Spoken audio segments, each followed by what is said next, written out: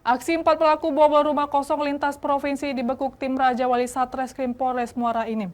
Aksi ketiga pelaku terhenti setelah berhasil membobol rumah kosong dan menggondol liontin senilai 31 juta rupiah. Aksi 4 pelaku spesialis bobol rumah kosong lintas provinsi di Sumsel terhenti setelah diamankan tim Raja Wali Satreskrim Polres Muara Enim. Keempat pelaku bernama Meisandi alias Mangloka, Fajudin Effendi alias Kevin, Ivan alias Bomar dan Sarbani alias Niku diamankan tim Raja Wali setelah mereka beraksi membobol rumah kosong di kawasan Jalan Lingkar Jembatan Enim 3 Desa Karangraja, Kecamatan Muara Enim.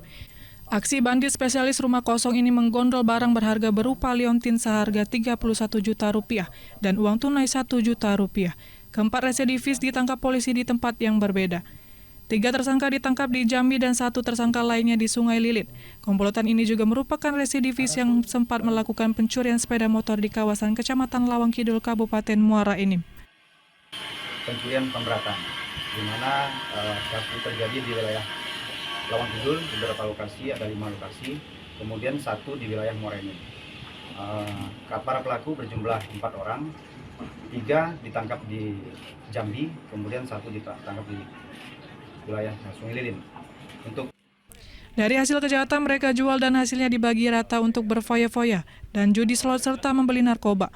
Dari aksi kejahatan keempat tersangka dikenakan pasal 363 KUHP dengan ancaman maksimal 7 tahun penjara. Dari Muara Enim, Edwin Sasatria, iNews melaporkan.